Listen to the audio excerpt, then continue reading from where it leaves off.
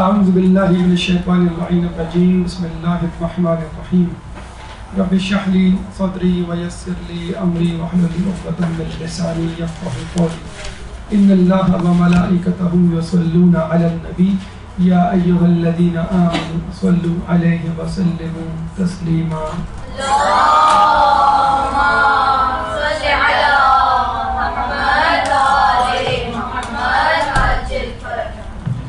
جیسے کہ آپ کو معلوم ہے کہ کل انشاءاللہ 25 ذی القعدہ ہے اور یہ دن اسلامی تواریخ میں ایک اہم ترین دن مانا جاتا ہے، اور رمضان مبارک کے علاوہ مستحب روزوں میں جو 4 اہم ترین دن ہیں کہ جس میں روزہ رکھنا مستحب ترین ہے اور تاکیدی مستحب ہے، اس میں یہ دن آتا ہے۔ چنانچہ اس دن کو بہت اہمیت کے ساتھ، بہت تقدس کے ساتھ اور بہت احتیاط کے ساتھ ان تمام لوازمات کو ساتھ لیتے ہوئے گزارنا چاہیے، ان تمام احتیاطوں کو، ان تمام عبادات کو کہ جو اس دن سے مناسبت رکھتی ہیں۔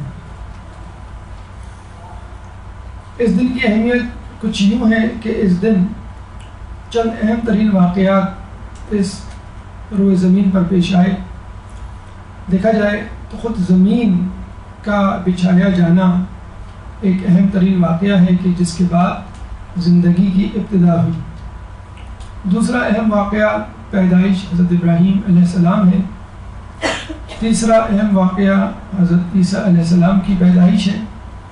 چوتھا واقعہ روانگی رسول یعنی سفر حج کے لیے رسول اللہ اسی تاریخ کو روانہ ہوئے، اور کچھ روایتوں کے مطابق ظہور امام زمانہ بھی اسی دن ہوگا۔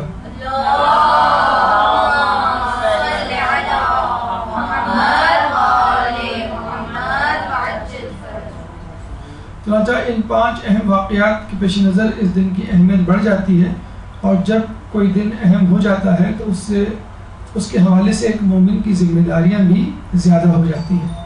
آخر میں انشاءاللہ ان اعمال کا تذکرہ ہوگا جو اس یوم دہو الارض کے حوالے سے روایتوں میں موجود ہیں، جو ہمیں اور آپ کو انجام دینی چاہیے، پوری کوشش کی جانی چاہیے، مستحب صحیح، لیکن مستحب اعمال ہمیشہ انسان کے ایمان میں برتری کا نتیجہ ہوتے ہیں، سبب ہوتے ہیں۔ زمین کا بچھایا جانا یا زمین کا بچھانا اس کا اولین ترین موضوع ہے، اس کا اول واقعہ ہے کہ جو اس زمین تاریخ کو واقع ہوا۔ چنانچہ زمین ہوگی تو باقی تمام واقعات بھی ہوں گے، زمین ہی نہ ہوگی تو واقعات کس جگہ رونما ہوں گے۔ اس کے لیے ضروری ہے کہ آپ سورہ نازعات کو پڑھیں اور سمجھیں کہ اس میں کیا خداوند متعال فرماتا ہے، انتم اشد خلقا ام السماء بناها، کہ کیا تم سمجھتے ہو کہ تمہاری تخلیق زیادہ اہم ہے یا آسمان کا بنایا جانا؟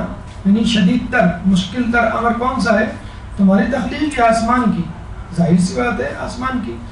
رفع سمکہا فسواہا، اور پھر ہم نے آسمان کو تان دیا، وَأَغْطَشَ لَيْلَهَا وَأَخْرَجَ ضُحَاهَا، اور پھر ہم نے اس میں سے دن و رات نکالے، اور جب ہم کہتے ہیں کہ دن و رات نکالے تو اس کا مطلب ہے سورج اور چاند بنائے۔ وَالْأَرْضَ بَعْدَ ذَلِكَ دَحَاهَا، اور اس کے بعد ہم نے زمین کو بچھایا۔ یہ ہے وہ اہم ترین آیت کہ جو دلالت کرتی ہے کہ زمین بچھائی گئی 25 ذی القعدہ کو، جس کو ہم یوم دہو الارض کہتے ہیں۔ وَالْأَرْضَ بَعْدَ ذَلِكَ دَحَاهَا أَخْرَجَ مِنْهَا مَاءَهَا وَمَرْعَاهَا، اور اس میں سے پھر پانی اور کھانے کے ذخیرے نکالے۔ وَالْجِبَالَ أَرْسَاهَا، اور پھر آسمانوں کو کھڑا کیا۔ مَتَاعًا لَكُمْ وَلِأَنْعَامِكُمْ، تمہارے لیے اور تمہارے جانوروں مویشیوں کے لیے۔ اس سورہ میں اللہ سبحانہ تعالیٰ شروع میں فرعون کا تذکرہ کرتا ہے اور یہ بتلاتا ہے کہ کس طرح فرعون کو اس کے کیے کا خمیازہ بھگتنا پڑا، کس طرح خداوند متعال نے اس کو سزا دی۔ اور جب کفار کی طرف سے رسول اللہ پر یہ الزام لگائے گئے، تنقید کی گئی اور اعتراضات کیے گئے کہ یہ کیسے ممکن ہے کہ اللہ تعالیٰ انسان کو دوبارہ زندہ کر دے. تو اللہ تعالیٰ کہتا ہے کہ پہلے تو تمہیں یہ پوچھنا چاہیے کہ خود انسان کو پہلی مرتبہ اللہ تعالیٰ نے کیسے بنایا، اور اس سے پہلے تو یہ پوچھنا چاہیے کہ آسمان، زمین اور پہاڑ کیسے بنائے، کیونکہ اس کائنات کا بنانا اور اس کائنات میں موجودات کا بنانا زیادہ مشکل تر ہے انسان کی بنسبت. چنانچہ اس کو ہی دیکھ لو اور ایمان لے آؤ. اور اللہ تعالیٰ نے پھر اپنی خلقتوں کا تذکرہ کیا کہ ہم نے آسمان بنایا، پھر ہم نے جو ہے وہ سورج چاند ستارے یعنی زمین اور دن اور رات بنائے. اس کے بعد ہم نے زمین کا فرش بچھایا، اس میں سے پانی اور چارہ یعنی غذا اور پانی نکالا، پہاڑوں کو گاڑ دیا، اور یہ سب کچھ تمہارے لیے، تمہارے جانوروں کے لیے تھے. تو اگر آپ دیکھیں تو اس میں ایک سیکوینس ہے، اور خدا کا یہ کہنا وَالْأَرْضَ بَعْدَ ذَلِكَ دَحَاهَا کہ اور زمین کو اس کے بعد بچھایا گیا. تو اللہ تعالیٰ نے رینڈملی تذکرہ نہیں کیا کہ ہم نے تمام کائنات بنائی، مثلا سورج، چاند، ستارے، آسمان، زمین، انسان، جانور، نباتات، حیوانات وغیرہ. نہیں، ایک سیکوینس دی، ایک ترتیب دی.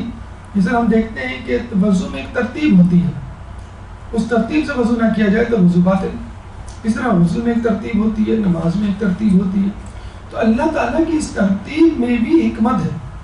دیکھیے زمین جسے کہتے ہیں کہ وہ خود سے نہیں بنی بلکہ سورج سے وجود میں آئی، یعنی سورج کا ایک ٹکڑا آگ کے گولے کی صورت میں الگ ہوا اور اس نے زمین کو بنایا. اور سورج خود ایک بگ بینگ تھیوری سائنس میں کہی جاتی ہے، جس کے تحت یہ کائنات 9 بلین سال پہلے، 9 ارب سال پہلے، ارب کا مطلب ہے 9 billion years before big bang theory, یعنی ایک دھماکہ ہوا تھا، اور اس دھماکے کے تحت ایک ذرہ، ایک پارٹیکل، ایک گولہ پھٹا تھا، اور اس گولے اور مادے کے پھٹنے کے سبب بہت سارے ستارے، سیارے وجود میں آئے تھے اور مسلسل وجود میں آتے گئے. یعنی پہلے سورج بنا، سورج سے ایک ٹکڑا نکلا، اس نے زمین کو بنایا، زمین سے ایک ٹکڑا نکلا، اس نے چاند کو بنایا، پھر ستارے وغیرہ وجود میں آئے. تو یہ دھماکہ تقریباً 13 بلین سال پہلے ہوا، اور اس کے نتیجے میں آسمان بنا، اور پھر سورج، پھر زمین، اور 4 بلین سال پہلے زمین کی خلقت ہوئی، وجود میں آئی، جو کہ سورج کا ایک چھوٹا سا ٹکڑا تھی. تو شروع میں زمین خود سورج کی طرح ایک آگ کا گولا تھی، اور اتنی شدید تپش اور حرارت تھی اس میں کہ جس طرح آج سورج میں زندگی ممکن نہیں، اسی طرح اس وقت زمین پر زندگی ممکن نہیں تھی. اور پھر کیا ہوا، اس گرمی کی تپش کی وجہ سے پانی کے بخارات بنے، اور انہیں بادلوں کی شکل اختیار کی، اور بارش ہوئی، مواصلہ دھار بارش، اتنے عرصے تک بارش کہ پوری زمین اس سیلاب میں، اس پانی میں ڈوب گئی. اس طرح آج کل آپ دیکھتے ہوں گے پاکستان کے مختلف علاقوں میں سیلاب آیا ہوا ہے، تو کس طرح سیلاب کے پانی نے زمین کو ڈھانپا ہوا ہے کہ زمین نظر ہی نہیں آتی. پھر آپ دیکھیں گے کچھ عرصے بعد آہستہ آہستہ یہ پانی ڈھلان میں چلا جائے گا، جھیلوں اور جسے تالابوں کی صورت اختیار کر لے گا، اور کچھ پانی زمین کے اندر جذب ہو جائے گا. تو بالکل یہی ہوا کہ زمین بارش کی وجہ سے یقیناً مکمل طور پہ پانی سے ڈھانپ دی گئی تھی. پھر آہستہ آہستہ یہ پانی زمین کے اندر جذب ہوا، اور پانی کی لیئرز، زمین کی لیئرز کے اندر چلا گیا، اور کچھ پانی ڈھلان کی طرف چلا گیا، جس نے سمندر بنائے، دریا بنائے، بڑی بڑی جھیلیں اور تالاب بنائے. اور پھر زمین کا 70% حصہ تو پانی کی صورت میں برقرار رہا، پانی کے ماخذ کی صورت میں، یعنی دریاؤں، تالابوں، جھیلوں اور سمندروں کی صورت میں، اور 30% حصہ خشکی کی صورت میں ابھر آیا، پانی کے اوپر آ گیا، پانی نیچے چلا گیا اور زمین ظاہر ہونا شروع ہوئی. اب یہ بات کہ زمین سب سے پہلے دنیا میں کس جگہ ظاہر ہوئی، آپ نے یہ نوٹ کیا ہوگا، جیسے آپ کے گھر کے آس پاس یا کہیں میدان میں آپ دیکھتے ہیں پانی، اور روزانہ آپ کا وہاں سے گزر ہوتا ہے، تو آپ دیکھیں گے کہ پانی آہستہ آہستہ نیچے چلتا چلا جائے گا، جذب ہوتا چلا جائے گا، اور زمین کا وہ حصہ جو سب سے اوپر ہوتا ہے وہ سب سے پہلے باہر آتا ہے، پھر اس کے نیچے کا حصہ، پھر اس کے نیچے کا حصہ.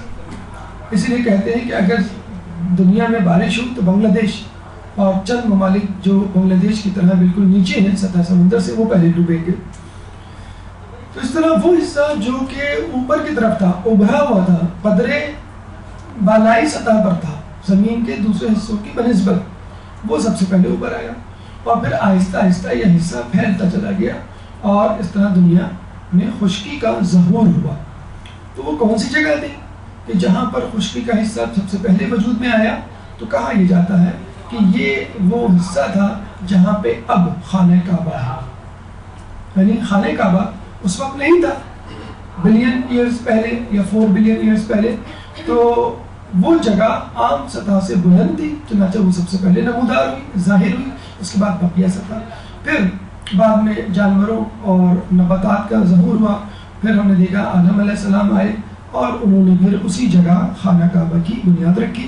اتفاق کی بات یہ ہے کہ سائنسدانوں نے جس سیکوینس سے کائنات کی تخلیقات کا ذکر کیا ہے، یعنی پہلے آسمان، پھر سورج، چاند، پھر زمین، پھر پانی، پھر پودے، پھر جانور، پھر انسان، بالکل اسی سیکوینس میں ہی قرآن نے اور اسلام نے خدا کی تخلیقات کا ذکر کیا ہے. ابھی چند دن پہلے ہم ایک جوئش ویب سائٹ، یہودی ویب سائٹ کو وزٹ کر رہے تھے، تو انہوں نے تقریباً 15 سٹیپس بتائے ہیں اس کائنات کی تخلیق میں کہ خدا نے اس کائنات کو کیسے بنایا. تو اس میں بھی تقریباً یہی سیکوینس تھا کہ پہلے آسمان، سورج، چاند، ستارے، پھر زمین، اور اس کے بعد پانی، پھر نباتات، پھر حیوانات، اور پھر جو ہے انسان. جی یہاں پہ ایک بات بہت توجہ کی طالب ہے کہ اکثر لوگ پوچھتے ہیں کہ یہ جو بات آپ بتلا رہے ہیں یہ سائنس کے مطابق ہے کہ اسلام کے مطابق ہے. تو پہلی بات تو آپ یہ یاد رکھ لیں کہ سائنس اور اسلام میں کوئی فرق نہیں. Science is the work of God, اور اسلام یا قرآن از دا ورڈ آف گاڈ. یہ ورڈ ہے اور وہ ورک ہے. تو دونوں چیزوں کا خالق، دونوں چیزوں کا ماخذ جو ہے وہ ایک ہی شخصیت یعنی خداوند متعال کی ذات ہے. بگ بینگ تھیوری کیا اسلام سے مطابقت رکھتی ہے؟ اس زمین میں بہت ساری دلائل دیے جا سکتے ہیں. 2 فقط دلائل ہم یہاں پہ دیں گے آپ کو، بلکہ 3. ایک دلیل تو یہ کہ کہا یہ جاتا ہے کہ یہ دھماکہ جس سے پوری کائنات وجود میں آئی، بظاہر تو لگتا ہے کہ ہزاروں سال لگیں گے، جی نہیں، لیس دین 1 سیکنڈ، 1 سیکنڈ کا بھی فریکشن، جز 1 سیکنڈ سے بھی کم وقت لگا اس دھماکے کو ہونے میں، اور کائنات وجود میں آ گئی. اور سائنسدان تو یہ کہتے ہیں 9 بلین ایئرز پہلے اس ذرے کے وجود میں آنے سے پہلے کچھ تھا ہی نہیں کائنات میں، یعنی کائنات میں مادہ نام کی کوئی چیز نہیں تھی. اور یہ مادہ کب آیا، کہاں سے آیا، ایک دم سے کیسے پھٹا، کہ لوگوں کو نہیں معلوم. بہرحال ہم یہ ضرور جانتے ہیں کہ خدا کے کام بھی سیکنڈز میں ہوتے ہیں. اللہ کہتا ہے کن، اور پھر فیکون، وہ چیز ہو جاتی ہے. تو اللہ کے کام بھی لیس دین 1 سیکنڈ میں ہوتے ہیں، کائنات بھی لیس دین 1 سیکنڈ میں وجود میں آئی. اس طرح بگ بینگ تھیوری جب یہ کہتی ہے کہ ایک ذرہ پھٹا تھا اور مختلف ٹکڑے بعد میں ستارے سیارے بن گئے اور پھیل کر مکمل طور پہ زمین، چاند، سورج اور ستاروں میں تبدیل ہو گئے، تو اس طرح اللہ تعالیٰ بھی سورہ انبیاء کی آیت نمبر 30 میں فرماتا ہے ان السماوات والارض کانتا رتقا ففتقناہما، کہ بے شک زمین اور آسمان رتقا ایک جگہ جڑے ہوئے تھے، آپس میں جڑے ہوئے تھے. ففتقناہما، ہم نے ان کو علیحدہ کیا. وجعلنا من الماء کل شیء، اور پھر ہم نے ہر چیز کو پانی سے پیدا کیا. حیًا افلا یؤمنون، جن کا تعلق جانوروں سے یا زندگی سے ہے، زیرو ہے وہ، اور کیا تم ایمان نہیں رکھتے؟ تو بگ بینگ تھیوری بھی یہی کہتے ہیں کہ تمام آسمان اور زمین، تو کیا تمام چیزیں یکجا تھیں. اللہ بھی یہی کہتا ہے ان السماوات والارض کانتا رتقا، کہ زمین اور آسمان پہلے جڑے ہوئے تھے. ففتقناہما، ہم نے انہیں علیحدہ کیا. وجعلنا من الماء کل شیء، اور ہم نے پانی سے ہر چیز کو، زیرو کو پیدا کیا. تو یہ وہ دلیل ہے قرآن سے کہ جو بگ بینگ تھیوری کی بالکل موافقت میں جاتی ہے. بگ بینگ تھیوری اور اس کے سائنسدان نہ اسلام کی نفی کرتے ہیں اور نہ اسلام سائنس کی اس دریافت کی نفی کرتے ہیں. مزید اس بات کو تقویت دینے کے لیے مولا علی کی ایک حدیث ہے، جب پوچھا گیا کہ مکے کا نام مکہ کیوں ہے، یعنی مکے کو مکہ کیوں کہا جاتا ہے، تو آپ نے فرمایا لأن اللہ مکۃ الارض دو من تحتها ایو دحاہا، اور مکے کو مکہ اس لیے کہتے ہیں کہ مکہ وہ زمین ہے کہ جس کے نیچے سے زمین کو بچھایا گیا. اور عربی ڈکشنری کو اگر ہم کھنگالیں تو ہمیں لگتا ہے مکہ بمعنی دحرجہ، یعنی دحرجہ کے معنی میں استعمال ہوتا ہے، یعنی پھیلانا. تو مکے کو مکہ اس لیے کہتے ہیں کہ اس کا مطلب ہے پھیلانا، اور اس کا نام یوں پڑا کہ زمین اسی جگہ سے، یعنی مکے والی جگہ سے خانہ کعبہ کے نیچے سے پھیلائی گئی. دیکھیے ان تمام چیزوں میں، ان تمام باتوں میں ہماری ذمہ داری کیا ہے؟ ہم قرآن پڑھتے ہیں، اس پہ توجہ نہیں دیتے، بس ایک مٹو طوطے کی طرح پڑھتے چلے جاتے ہیں. اور جب ہم کائنات کو دیکھتے ہیں، سورج چاند ستاروں اور سائنس اور دیگر عقلیات پہ مبنی محفوظات کو، تو بھی ہم غور نہیں کرتے. ہمارا مقصد امتحان میں پاس ہونا ہوتا ہے، ہمارا مقصد اپنی کسی پیاس کو بجھانا ہوتا ہے، ہمارا مقصد کوئی دنیاوی مفاد ہوتا ہے. اگر ہم اس حدیث کو ہر کام سے پہلے ذہن میں رکھ لیں، اول العلم معرفت الجبار وآخر العلم تفویض الامر الیہ، کہ علم کی پہلی سیڑھی اللہ کی معرفت ہے اور آخری سیڑھی اپنے تمام کام اس کے سپرد کر دینا ہے. تو پھر ہم قرآن پڑھیں گے تو اس پہ بھی غور کریں گے، کتابیں پڑھیں گے کورس کی تو بھی خدا پہ غور کریں گے، خدا کی آیات پہ غور کریں گے، حتیٰ کہ چاند ستاروں کو رات میں دیکھیں گے، دن میں دیکھیں گے تو بھی اللہ پر، اس کی تخلیقات پہ غور کریں گے. اور یہی دعوت فکر ہمیں قرآن دیتا ہے بار بار، ان فی خلق السماوات والارض واختلاف اللیل والنہار، کہ زمین و آسمان کی خلقت میں اور دن و رات کے آنے جانے میں، والفلک التی تجری فی البحر بما ینفع الناس، اور ان کشتیوں میں جو سمندر پہ چلتی ہیں اور جس سے انسان فائدہ اٹھاتا ہے. وما انزل اللہ من السماء، اور وہ کچھ جو اللہ آسمان سے نازل کرتا ہے، من ماء فاحیا بہ الارض، اور وہ پانی جو زمین پر پڑتا ہے تو اس کو حیات دیتا ہے، بعد موتہا، اس کے مر جانے کے بعد. وبث فیہا من کل دابۃ، اور وہ تمام جانور جاندار جو اس پر چلتے ہیں. وتصریف الریاح والسحاب المسخر، اور ہوا کا ادھر سے ادھر آنا جانا اور بادلوں کا مسخر ہونا، بین السماء والارض، اور جو کچھ آسمان اور زمین میں ہے. لآیات لقوم یعقلون، اور اس پر یہ سب اللہ تعالیٰ کی نشانیاں ہیں. کس کے لیے؟ لقوم یعقلون، ان لوگوں کے لیے جو عقل رکھتے ہیں. سورہ بقرہ آیت نمبر 164.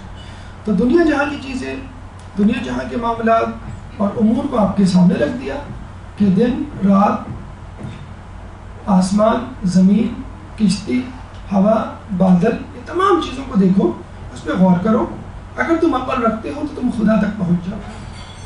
چنانچہ ہمارے آس پاس کے لوگ ہوں، ہمارے آس پاس کی چیزیں ہوں، یا جسے کہتے ہیں کہ قرآن کی آیات، ہمیں دونوں صورتوں میں تفکر اور تدبر اور تعقل سے کام لینا ہے. اگر ہم نے تفکر اور تدبر اور تفکر تعقل سے کام نہیں لیا اور زمین و آسمان کی خلقت کو نہیں سمجھا، روز و شب کی آمد و رفت پہ توجہ نہ دی، جو کشتیاں دریاؤں میں لوگوں کے فائدے کے لیے چلتی ہیں، ان پہ اپنی نگاہوں کو مرتکز نہ کیا، اور اس پانی کے بارے میں نہیں سوچا جس کو اللہ تعالیٰ نے آسمان سے نازل کیا ہے، اور مردہ زمینوں کو زندہ کیا، یعنی کھیت اور کھلیان بنائے، اور چوپائے جو اس میں چڑھتے ہیں، اور ہوائیں جو زمین و آسمان کے درمیان ہیں، اور بادل، تمام صاحبان عقل کے لیے نشانیاں ہیں. تو اللہ نے یہ چیزیں ابس نہیں پیدا کی. ایک طرف تو ان تمام چیزوں میں انسانیت کے لیے فائدہ ہے، ان چیزوں کو استعمال کر کے انسان زندہ رہتا ہے، یہ انسانیت کی بقا کے لیے ضروری ہے. ہوا اور پانی دیکھا جائے تو اس کے بغیر ایک درخت زندہ نہیں رہ سکتا، درخت نہ ہو تو جانور اس کے بغیر زندہ نہیں رہ سکتے، اور جانور نہ ہو تو اس کے بغیر انسان زندہ نہیں رہ سکتے. تو یہ تمام چیزیں ایک دوسرے کے لیے لازم و ملزوم ہیں.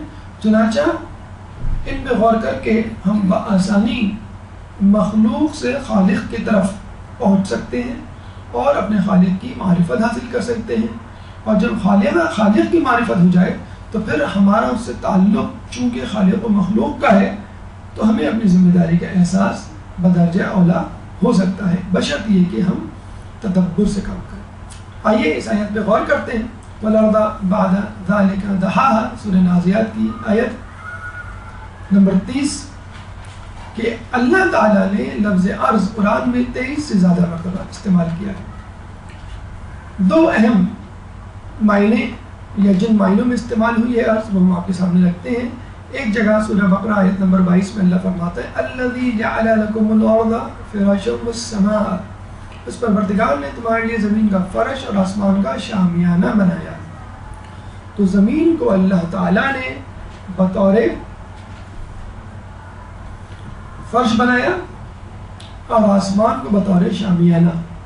تو جو چیز جس کے لیے بنائی گئی ہے اسی کے لیے استعمال کی جائے. زمین کو رہائش کے لیے استعمال کیا جائے اور آسمان کو بطور چھت استعمال کیا جائے. اور اگر آپ ستاروں کی طرف سیارے چھوڑ دیں گے کہ شاید ہمیں وہاں جگہ مل جائے رہنے کی تو یہ آپ کے لیے عبث ہوگا. امریکہ، یورپ اور دیگر ممالک بدستور سیٹلائٹس اور راکٹس اور سیارے بھیج رہے ہیں تاکہ پتہ چلایا جا سکے کہ کیا زمین کے علاوہ کوئی ایسا پلانٹ ہے کہ جہاں پر زمین کے آثار ہوں زندگی کے، یعنی ہوا ہو، یعنی پانی ہو، تاکہ آپ وہاں رہ سکیں.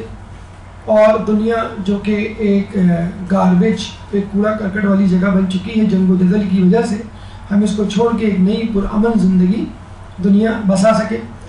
تو ایسا ممکن نہیں ہے.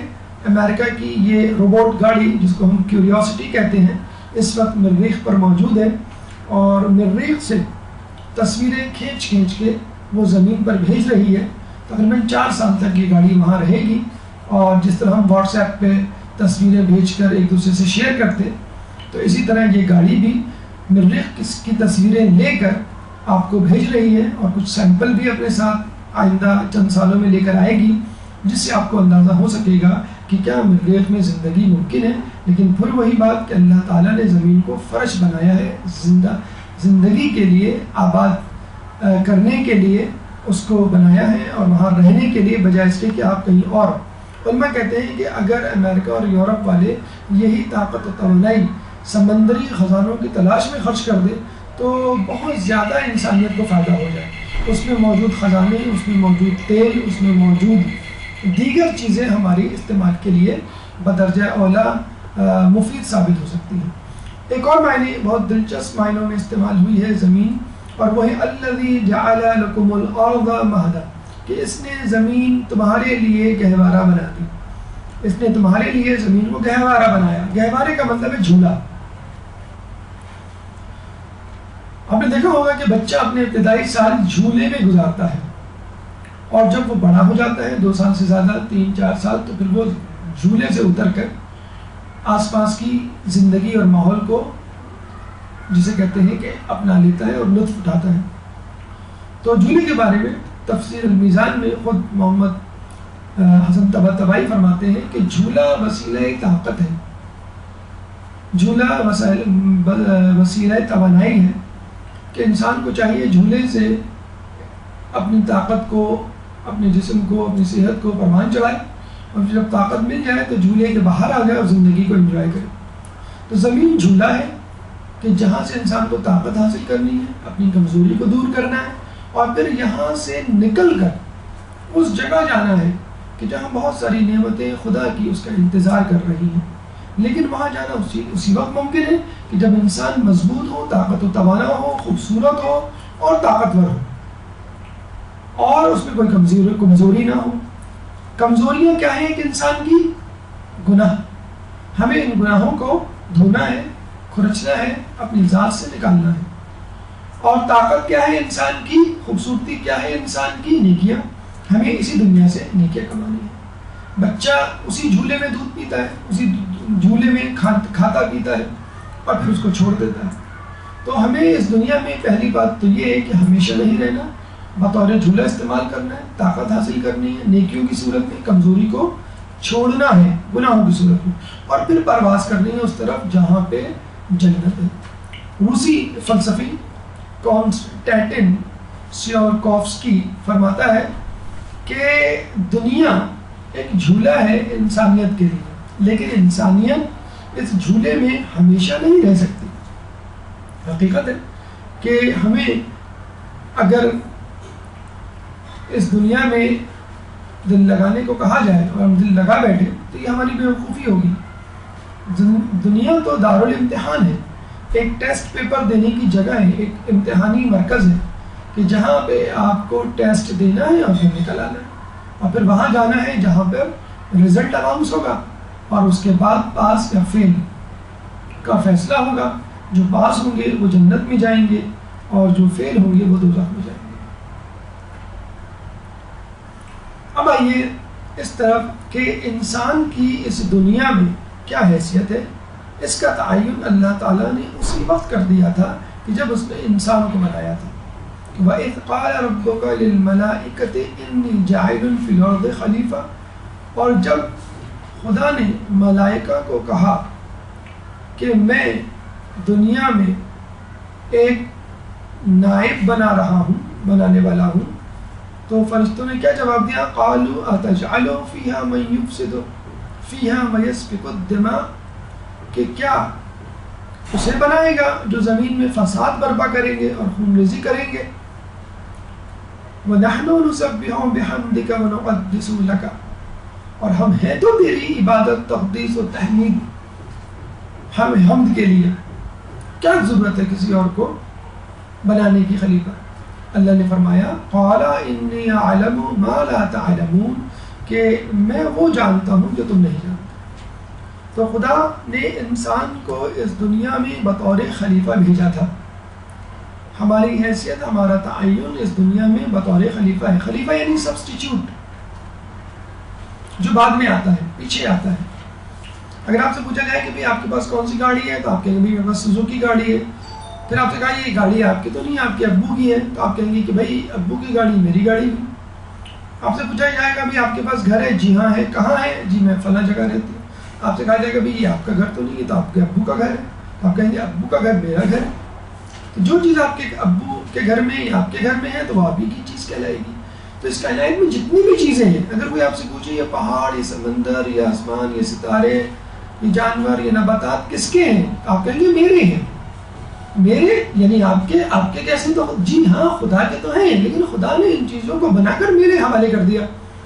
جیسے باپ اپنی دکان اپنے بیٹے کے حوالے کر کے چلا جاتا ہے، اب وہ دکان کا تصرف اس بیٹے کے ہاتھ میں، لیکن ایک صورت میں، بجائے بشرط یہ کہ ان چیزوں کا تصرف باپ کی اجازت اور رضامندی سے ہو۔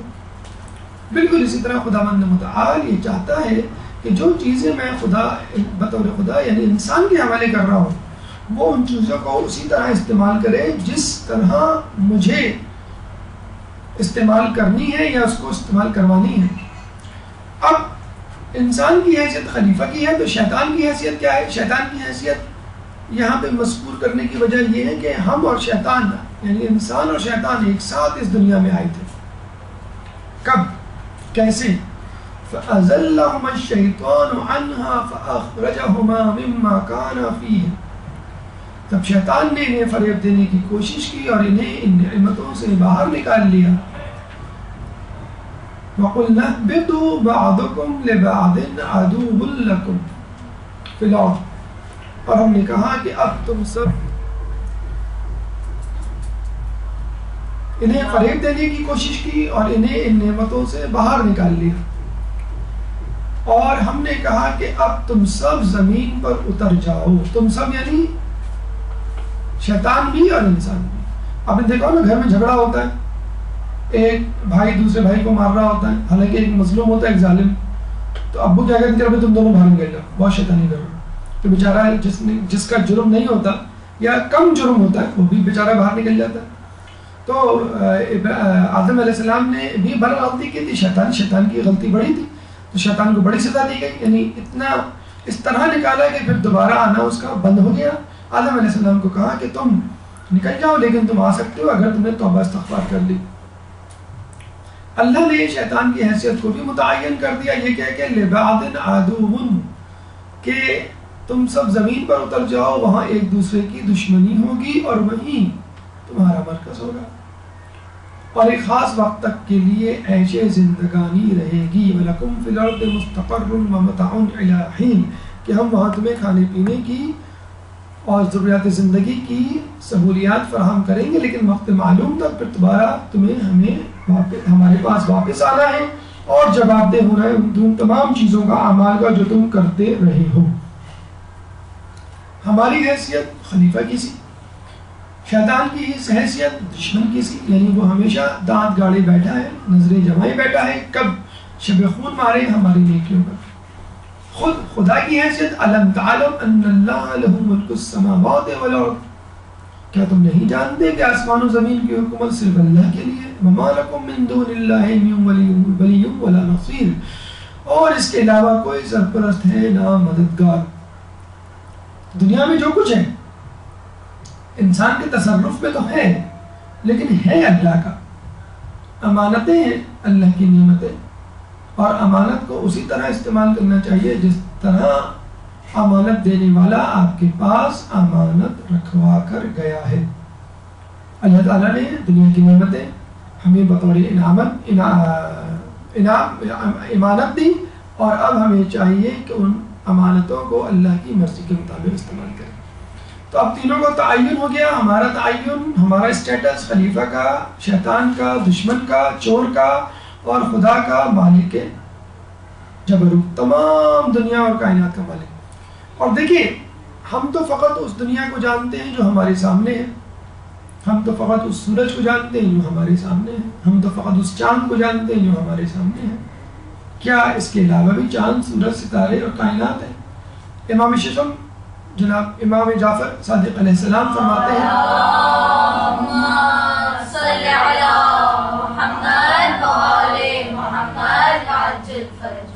جتنی جیسی کائنات تم دیکھ رہے ہو اس جیسی 18,000 کہکشائیں اور ہیں، 18,000 کہکشائیں اور ہیں، اور بگ بینگ تھیوری کے مطابق یہ کائنات بڑھتی چلی جا رہی ہے، پھیلتی چلی جا رہی ہے۔ یہ جو 9 بلین ایئرز پہلے جو دھماکہ ہوا تھا اس سے جو پلانٹس بنے تھے، پھر 4 ارب سال پہلے 4 بلین ایئرز پہلے زمین وجود میں آئی، اور پھر چند ہزار سال پہلے جو ہے خشکی وجود میں آئی، پھر انسان آیا۔ تو اس کا مطلب یہ نہیں ہے کہ زمین کے بعد رک گیا معاملہ، زمین کے بعد مزید زمینیں، مزید سیارے، مزید چاند، مزید سورج ابھی تک بن رہے۔ چنانچہ وہ دنیا، وہ کائنات، وہ سورج، وہ چاند ستارے جو ہمارے سامنے نہیں ہیں وہ بھی تو اللہ کے ہیں۔ آپ کیا سمجھتے ہیں کہ ابو کی وہ چیزیں جو آپ کے سامنے بس وہی ہیں؟ ہو سکتا ہے کوئی بینک اکاؤنٹ الگ سے انہوں نے کھولا ہو جو خود آپ کی امی کو نہ بتایا ہو سکتا ہے کوئی پلاٹ لے کے رکھا ہو برے وقتوں کے لیے آپ کو نہیں بتایا ہو۔ تو کچھ چیزیں ایسی ہوتی ہیں کہ جو آپ کو نہیں معلوم ہوتی، تو اللہ ان چیزوں کا بھی مالک ہے جو آپ کو نہیں معلوم۔ وسعت کرسیہ السماوات والارض، اور اس کی کرسی علم اقتدار میں زمین و آسمان سے وسیع تر ہے۔ یہ نہ سمجھ لیجئے فقط یہی زمین و آسمان اس کا ہے، اس سے زیادہ ستاروں سے آگے جہاں اور بھی ہیں۔ تو کرسی کا مطلب کرسی جس میں ہم بیٹھتے ہیں، تخت جس پہ ایک بادشاہ بیٹھتا، وہ نہیں، اس سے مراد ہے اللہ کی سلطنت، اللہ کی حکومت، وہ وسیع تر ہے زمین و آسمان سے جس کو ہم فقط دیکھ رہے ہیں۔ اور جب اللہ کسی چیز کا مالک ہے تو یہ بات ملکیت تقاضا کرتی ہے کہ ہم اس کی اطاعت کریں۔ اسی بات کو اللہ سبحانہ تعالیٰ سورہ بقرہ آیت نمبر 116 میں فرماتا ہے لَهُ مَا فِي السَّمَاوَاتِ وَالْأَرْضِ كُلٌّ لَهُ قَانِتُونَ، زمین و آسمان میں جو کچھ بھی ہے سب اسی کا ہے اور سب اسی کے فرما بردار ہیں۔ کیوں فرما بردار ہے؟ کیونکہ زمین و آسمان سب کا مالک اللہ تعالیٰ ہے، ہم خود اس کے جان دی ہوئی اس کی تھی، حق تو یہ ہے کہ حق ادا نہ ہوا۔ تم جو جان دیتے ہیں، شہادت دیتے ہیں، جو سب سے بڑی قربانی ہے وہ بھی تو اسی کی طرف سے ہے۔ تو خدا کی حیثیت ایسے مالک کی سی ہے جس کی اطاعت فرض ہے، کیونکہ وہ تمام چیزوں کا مالک ہے۔ اب ہماری ذمہ داری کیا بنتی ہے ان تمام حیثیتوں کے تعین کے بعد کہ ہم خلیفہ ہیں، شیطان دشمن ہے، اللہ مالک ہے. پھر وہی آیت دوبارہ وَإِذْ قَالَ رَبُّكَ لِلْمَلَائِكَةِ إِنِّي جَاعِلٌ فِي الْأَرْضِ خَلِيفَةً قَالُوا أَتَجْعَلُ فِيهَا مَن يُفْسِدُ فِيهَا وَيَسْفِكُ الدِّمَاءَ وَنَحْنُ نُسَبِّحُ بِحَمْدِكَ وَنُقَدِّسُ لَكَ قَالَ إِنِّي أَعْلَمُ مَا لَا تَعْلَمُونَ. میں خلیفہ بنانے جا رہا ہوں، یعنی ہماری حیثیت خلیفہ کی ہے. ہمیں جنگ و جدل فساد سے پرہیز کرنا ہے، اس دنیا کو خوبصورت بنانا ہے. لیکن افسوس کے ساتھ کہنا پڑتا ہے کہ اللہ کی دی ہوئی نعمتوں سے اس کائنات، اس دنیا کو سجانے کی بجائے ہم نے اس میں بم کے دھماکے اور گرینیڈ کے جس پٹاخے پھوڑے، قتل و غارت کی ہے، ایک دوسرے کی گردن ماری ہے اور کچھ نہیں کر رہے. شیطان جس کے بارے میں اللہ فرماتا ہے یا ایھا الناس کلوا مما فی الارض حلالا طیبا ولا تتبعوا خطوات الشیطان.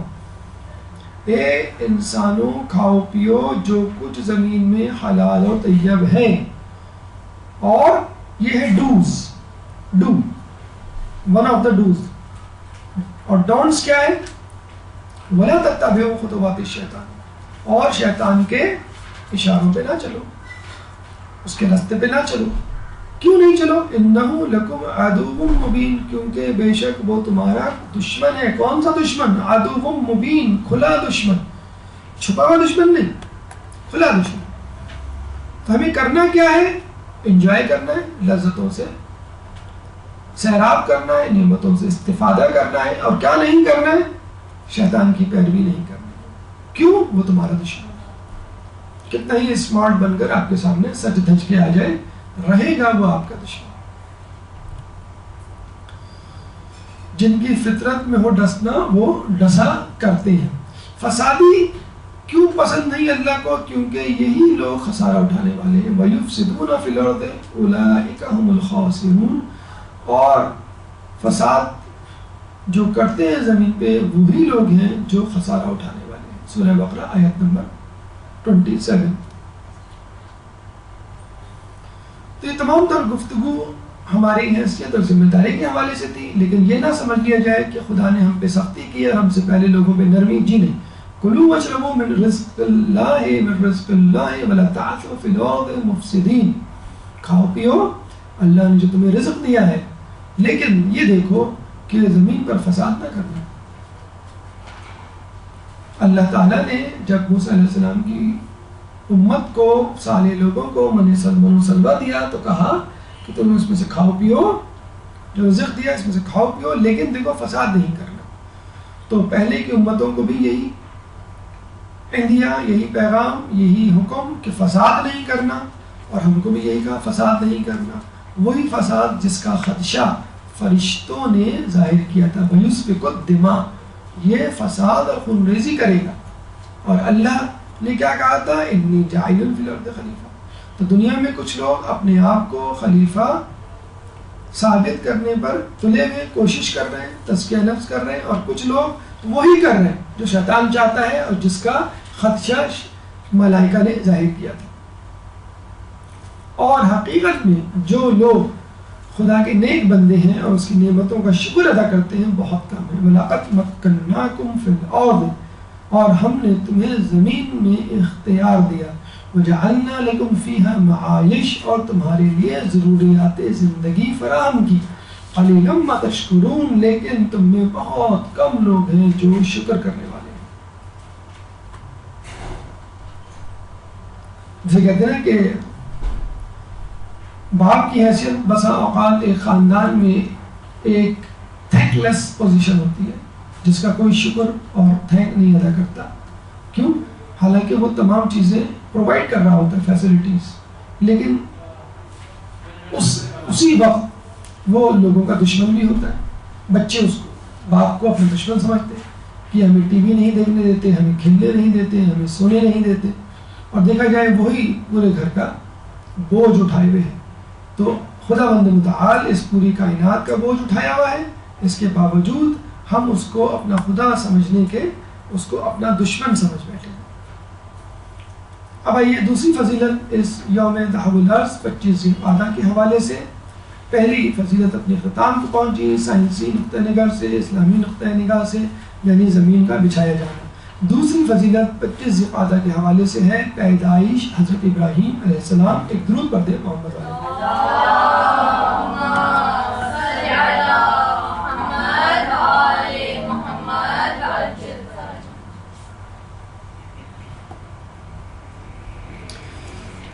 حضرت ابراہیم علیہ السلام کے حوالے سے 25 صورتیں ایسی ہیں جن پہ ان کا تذکرہ ہوا ہے اور 69 مرتبہ تذکرہ ہوا ہے. خود ان کے نام پر ایک سورہ ہے، سورہ ابراہیم، 14واں سورہ.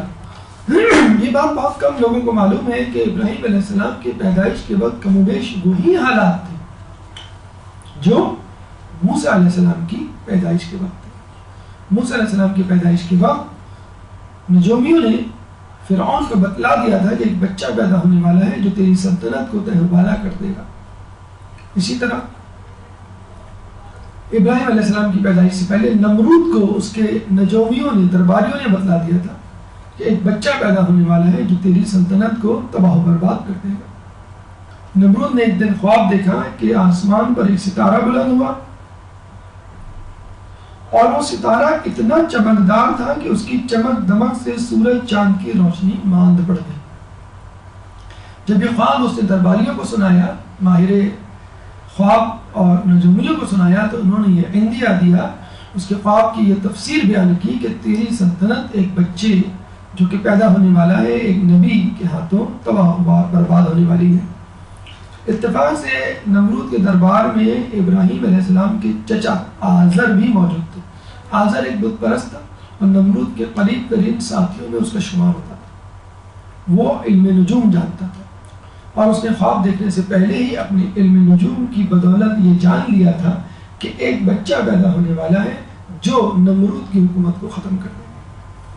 اس نے بھی اپنے علم نجوم کو استعمال کرتے ہوئے ایک نمرود کی حکومت کے اختتام کا عندیہ دیا اور خود اس کا خواب، اس کی تفصیل جو ہے یہ پیغام دینے لگی کہ تیری حکومت خطرے میں ہے. چنانچہ اس نے فوراً یہ حکم دے دیا کہ میری سلطنت، میری حکومت، آس پاس جتنے بھی شہر ممالک ہیں اس میں جو بچہ پیدا ہو اس کو قتل کر دو، جو لڑکا پیدا ہو اس کو قتل کر دو، لڑکی ہو تو اس کو زندہ رکھو. مادر ابراہیم جن کے بارے میں کہا جاتا ہے کہ ان کا نام یا تو تونا تھا یا پھر بونا، نونا یا بونا، اور مادر ابراہیم، مادر سارہ، مادر لوط، ان تینوں کی مائیں، یعنی ابراہیم کی ماں، سارہ کی ماں، لوط کی ماں، لوط کی ماں، یہ تینوں بہنیں تھیں آپس میں. ان کے والد کا نام تھا تارخ یا تاریخ جو مومن تھے، اور چچا کا نام تھا آزر جو کافر تھا. اور ہمارے عقیدے کے مطابق نبی کا باپ اور اس کا باپ اور آخر تک جو سلسلہ چلتا ہے آدم علیہ السلام تک کبھی کافر نہیں ہو سکتے.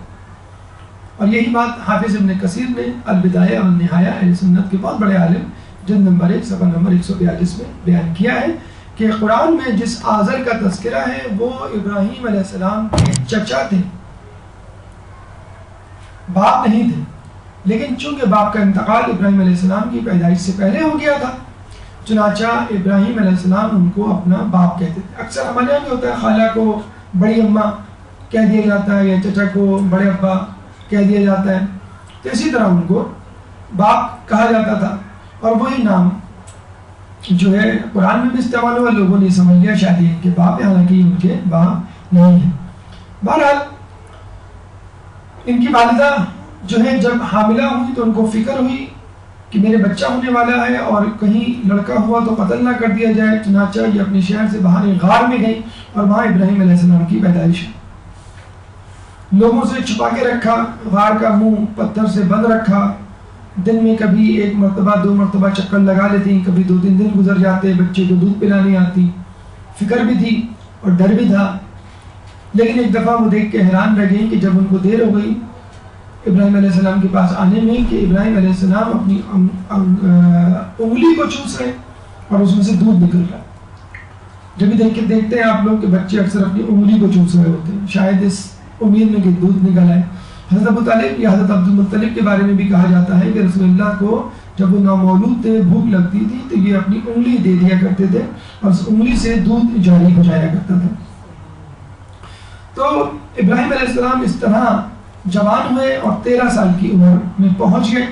یہ وہ بابل شہر ہے کہ جو دجلہ اور فرات کے درمیان آباد تھا، بہت خوبصورت، بہت ہی مشہور شہر، اور اس جگہ دنیا کی بڑی بڑی تہذیبیں آباد ہوئیں۔ سکندر اعظم نے بھی اس کو اپنا دارالخلافہ بنایا، نمرود نے بھی، اور اس کے علاوہ بھی کئی بادشاہوں نے اس کو اپنا دارالخلافہ بنایا، کیونکہ دونوں طرف دریا تھے اور دریا کے قریب تہذیبیں زیادہ پھلتی پھولتی ہیں، ان کا پانی میٹھا ہوتا ہے، مچھلی موجود ہوتی ہے، ٹرانسپورٹ بھی آسان ہوتی ہے، فضا بڑی معتدل ہوتی ہے، موسم بہت اچھا ہوتا ہے، اس لیے لوگوں کی کوشش ہوتی ہے کہ دریاؤں کے کنارے اپنا مسکن آباد کریں۔ اور یہ کہا جاتا ہے کہ دنیا میں 2 مومن بادشاہ گزرے ہیں جو مومن یعنی پیغمبر تھے، سلیمان علیہ السلام اور ذوالقرنین علیہ السلام، اور 2 کافر بادشاہ گزرے ہیں جو پوری دنیا پہ حکومت کرتے تھے لیکن کافر تھے، ایک نمرود اور دوسرا بخت النصر۔ بہرحال خوبصورت شہر تو تھا لیکن فسادات، جرائم، گناہوں کا مرکز تھا، جس طرح نیو یارک ہے، جس طرح شنگھائی ہے، جس طرح ٹوکیو ہے، جس طرح بامبے ہے، خود کراچی ہے۔ جتنے بڑے شہر ہوتے ہیں آپ دیکھیے گا کہ ترقی یافتہ تو ہوتے ہیں، ساتھ ہی ساتھ جرائم کا مرکز بھی ہوتے ہیں، کیونکہ ملٹیپل قسم کی نیشنلٹیز یہاں پہ رہ رہی ہوتی ہیں، مادیت پرستی اپنی عروج پر ہوتی ہے، اور لوگوں کی حوث اور لالچ ان جرائم اور فسادات کو جنم دیتی ہے۔ یہ نمرود کا ایک اسٹیچو، ایک مجسمہ ہے جو کسی مجسمہ ساز نے بنایا۔ آذر کا علم نجوم اور نمرود کا خواب نے اس کو فکر مند کر دیا کہ کسی طرح اس بچے کو قتل کر دیا جائے، اور اس کے حکم کے مطابق 1 لاکھ نومولود لڑکوں کا قتل ہوا۔ میاں بیوی میں علیحدگی کروا دی کہ کوئی بچہ نہ ہو، اور اتنا خوبصورت ایک عظیم ایک محل بنایا اس نے دجلہ و فرات کے درمیان کہ اب میری سلطنت حکومت ہمیشہ ہمیشہ کے لیے قائم رہے گی۔ لیکن اس کو نہیں معلوم تھا کہ غار میں ایک بچے کی پرورش ہو رہی ہے جو اس کا چراغ گل کر دینے والا ہے۔ یہ وہ غار ہے جو اب ایک زیارت گاہ کی صورت اختیار کر گئی ہے جہاں ابراہیم علیہ السلام پیدا ہوئے۔ یہ غار اس وقت ترکی کے علاقے عرفہ میں موجود ہے، اور جو عورتیں یا مرد حضرات یہاں جاتے ہیں اس کو بطور زیارت وزٹس کرتے ہیں اور وہاں جا کے عبادت کرتے ہیں۔ تو ابراہیم علیہ السلام کی جب پیدائش ہو گئی اور یہ وہاں پرورش پانے لگے تو پھر خدا کا حکم ہوا کہ اب تم جا کر نمرود کو دعوت اسلام دو۔ اس پیدائش ابراہیم سے ہمیں کیا پیغام ملتا ہے؟ پہلا پیغام تو یہ کہ توکل علی اللہ، انسان کو اللہ پر توکل کرنا چاہیے، حالات کتنے نامساعد کیوں ہو لیکن جسے اللہ رکھے اسے کون چکے۔ دوسرا پیغام تنہائی قبل از مشن رسالت، جو بھی کام کرنا ہو، اہم ترین کام کرنا ہو تو ضروری ہے کہ آپ تنہائی اختیار کریں، منصوبہ بندی کریں، پلاننگ کریں، حکمت عملی تیار کریں، اور اس کے بعد اس کام میں ڈٹ جائیں۔ رسول اللہ خود پہلے رسالت کے اعلان سے پہلے غار حرا میں موجود تھے، کئی مہینے، کئی دن، کئی راتیں غار حرا میں گزارتے تھے، اور پھر اس کے بعد باہر نکل کر انہوں نے اعلان رسالت کیا اور لوگوں کو اسلام کی دعوت دی۔ تیسرا اہم پیغام یہ کہ شیطان کو ڈھونڈنے کی ضرورت نہیں، شیطان خود آپ کے گھر میں موجود ہوتا ہے۔ اکثر لوگ کہتے ہیں بھائی ہم دیندار ہیں، مدرسے میں پڑھتے ہیں، ہم حجاب کرتے ہیں، ہم داڑھی رکھتے ہیں، ہم نماز پڑھتے ہیں، ہم روزہ رکھتے ہیں، لیکن ہمارے گھر والے دیندار ہیں، ہمیں بتائیے ہم کیا کریں، ہم تو بڑے بد نصیب ہیں۔ آپ بد نصیب نہیں ہیں، آپ خوش نصیب ہیں کہ آپ کو اللہ تعالیٰ نے پیغمبروں جیسی صفات سے نوازا، پیغمبروں جیسے حالات آپ کے لیے پیدا کیے، پیغمبروں کے گھروں میں رسول اللہ کا چچا ابو لہب، ابو جہل اور دیگر رشتہ دار اور خود رسول اللہ کے دشمن تھے، حضرت لوط کی بیوی ان کی دشمن تھی، حضرت آدم علیہ السلام کا بیٹا قابیل ان کا دشمن، نوح علیہ السلام کا بیٹا کنعان ان کا دشمن، یوسف علیہ السلام کے بھائی ان کے دشمن، اور ابراہیم علیہ السلام کے چچا جو نمرود کے درباریوں میں مقرر ترین وزیروں میں شمار ہوتے تھے ان کے دشمن۔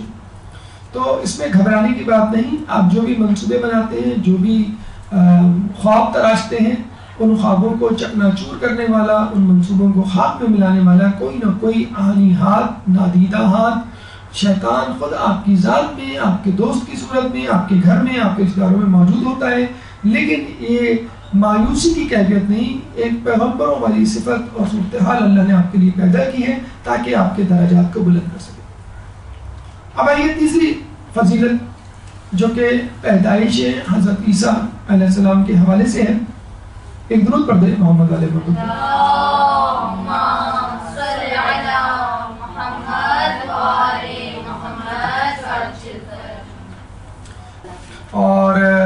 ابراہیم علیہ السلام، موسیٰ علیہ السلام کی پیدائش کی طرح حضرت عیسیٰ علیہ السلام کی پیدائش بھی بہت سارے معجزات اور بہت سارے دلچسپ واقعات اپنے اندر سمے ہوئی ہے۔ 25 بار عیسیٰ علیہ السلام کا قرآن میں تذکرہ ہوا، 13 بار بعنوان مسیح۔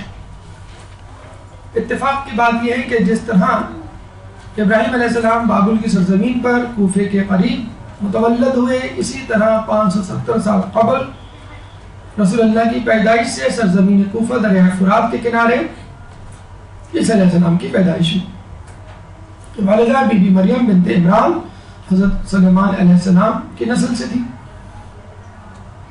عیسیٰ علیہ السلام کے والد نہیں تھے، اور یہ بہت بڑا تاریخی اور مذہبی جھگڑا ہے کہ جس نے عیسائیوں کو اپنے اصل نظریے سے منحرف کیا۔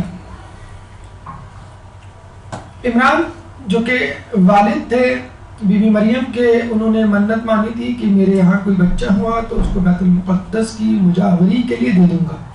مجاوری یعنی نگہبانی، نگرانی، جس طرح مؤذن ہوتا ہے، جس طرح خادم ہوتا ہے مسجد کا یا کسی مقدس جگہ کا، اس طرح بی بی مریم بھی۔ اچھا ہونا تھا یا متوقع تھا لڑکا اور ہو گئی لڑکی، لیکن چونکہ نظر مانی تھی اس لیے دے دی، لڑکی کو بھی دے دیا۔ اب لوگوں کی فکر ہوئی کہ اس کی حفاظت کے لیے کوئی شخص چاہیے، تمام لوگ آگے بڑھے، یعنی کھانا پہنچانے کے لیے اگر کوئی اعتکاف میں بیٹھتا ہے تو ہم کوشش کرتے ہیں کہ اس کو ہم غذا پہنچائیں، ہر فیملی ہر گھرانہ یہ کوشش کرتا ہے تاکہ ثواب ملے۔ چنانچہ قرعہ ڈالا گیا، اس طرح کے تمام بزرگوں کے قلموں کو پانی میں چھوڑا گیا، تمام قلم ڈوب گئے، جس کا قلم تیرتا رہا وہ بی بی مریم کا محافظ ٹھہرا، یعنی زکریا علیہ السلام۔ اب زکریا علیہ السلام بی بی مریم علیہ السلام کی نگرانی پہ مامور ہو گیا اور ان کو سامان حیات یعنی غذا پانی وغیرہ فراہم کرنے لگے، اور اس دوران اس بات کا بھی مشاہدہ کیا کہ بی بی مریم کے پاس پھل اور غذائیں اناج نہایت لذیذ، وہ بھی بے موسم کی، یعنی یوں سمجھ لیجئے سردیوں میں آم اور گرمیوں میں انار۔ تو وہ سمجھ گئے کہ کسی انسان کا دیا ہوا نہیں بلکہ خدا کی طرف سے عطیہ کرتا ہے۔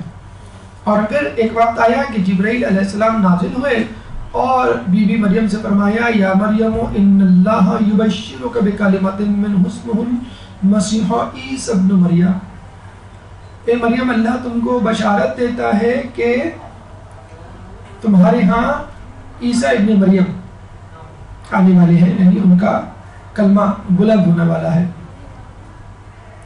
اپنے کلموں میں سے ایک کلمہ عیسیٰ علیہ السلام۔ بی بی مریم نے جب سنا تو کہا، قالت رب انا یکون لی ولد ولم یمسسنی بشر، کہ اے میرے رب کیا میرے یہاں اولاد ہوگی، حالانکہ مجھے تو کسی نے چھوا بھی نہیں ہے، کسی آدمی نے، کسی بشر نے۔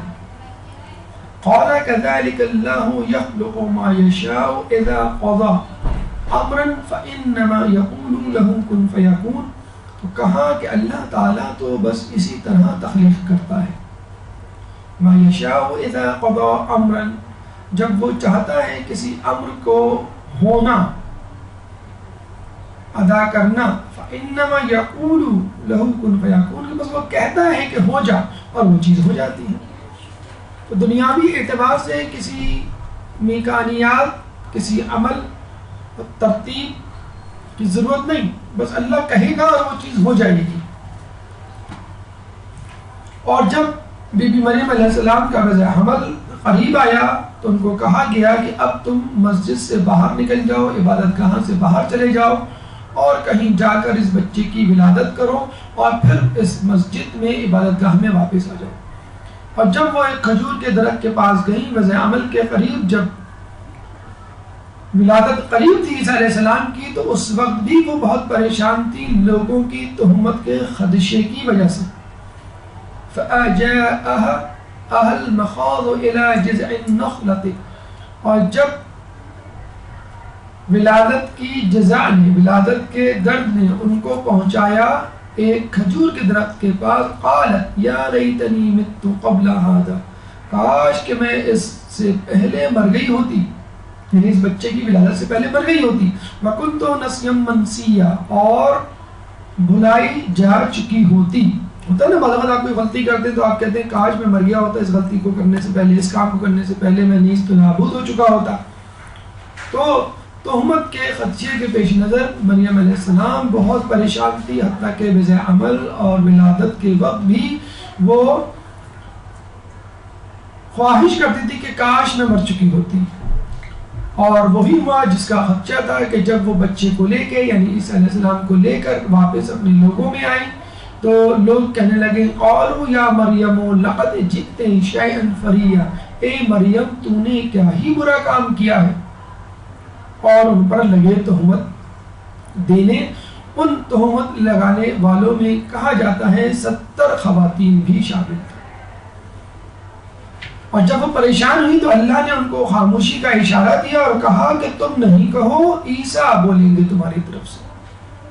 فَأَشَرَتْ إِلَيْهِ قَالُوا كَيْفَ نُكَلِّمُ، اور جب بی بی مریم نے اشارہ کیا عیسیٰ علیہ السلام کی طرف تو لوگوں نے کہا کیف نکلمہ، یہ کیسے، ہم کیسے کلام کریں، من کان فی المہد صبیا، اس سے کہ جو اس وقت جھولے میں ہے، جو بچہ ہے چند دنوں کا ہے جھولے میں ہے، اس سے کیسے کلام کریں گے۔ اب بی بی مریم کیا کہہ رہی ہے، انہوں نے اشارہ کیا اور وہ کیا کہہ رہے ہیں کہ ہم اس بچے سے کیسے کلام کریں جو فقط ابھی جھولے میں ہے، لیکن اس بچے نے کلام کیا اور عیسیٰ علیہ السلام جھولے میں گویا ہوئے۔ قال انی عبد اللہ، کہا اس نے کہ میں اللہ کا بندہ ہوں، اتانی الکتاب، مجھے اللہ نے کتاب دی ہے، وجعلنی نبی، اور اللہ نے مجھے نبی بنایا ہے۔ یہ الفاظ تھے اس بچے کے جو ابھی چند دن ہی کا تھا، چنانچہ یہ ایک معجزہ تھا اور معجزاتی جواب تھا تہمت کا، جسے کہتے ہیں کہ منہ توڑ رد عمل تھا۔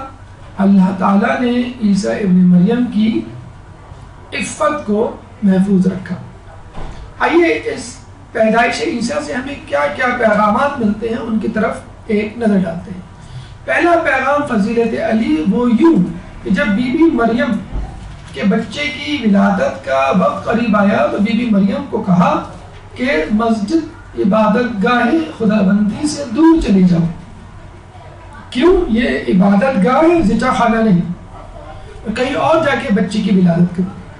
اور جب فاطمہ بنت اسد مادر علی حمل لیے ہوئے ولادت کے قریب خانہ کعبہ کا طواف کر رہی تھی اور جب درد زا ہوا ولادت علی کا وقت قریب آیا تو کہا گیا کہ واپس نہ جاؤ، گھر نہ جاؤ، بلکہ کعبے کے اندر آ جاؤ۔ دیوار شق ہوئی اور ولادت علی انجام پائی۔ تو ولادت عیسیٰ کے لیے مادر عیسیٰ کو کہا گیا کہ یہاں سے دور چلی جاؤ عبادت گاہ سے، اور ولادت علی کے لیے مادر علی کو کہا گیا کہ تم عبادت گاہ کے اندر آ جاؤ۔ تو یہ ہے ہمارے امام کی فضیلت اور مرتبہ اور نبی کا تقابل۔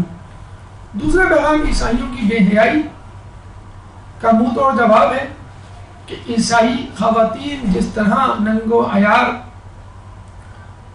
فحاشی، بے حجابی کا شکار ہیں، ان کو سبق لینا چاہیے بی بی مریم کے تقدس اور حیا سے، کہ کس طرح پاک و پاکیزہ تھی اور اتنی زیادہ تقدس والی کہ ان کی حیا اور ان کی پاکیزگی کی ضمانت اللہ تعالیٰ نے عیسیٰ علیہ السلام کی زبان سے دی۔ یہ الگ بات ہے کہ انہوں نے اپنی خواتین کو دو حصوں میں تقسیم کر دیا ہے، ایک وہ جن میں بی بی مریم کی جھلک نظر آتی ہے، لیکن وہ بھی اس صورت میں کہ جب وہ گرجا گھر کی چار دیواری میں محصور ہوتی ہے۔ باقی خواتین بالکل آزاد ہیں، یعنی اگر آپ کو اپنی عفت و عزت بچانی ہے تو اس طرح کا لباس پہن کر گرجا گھر میں رہنا پڑے گا۔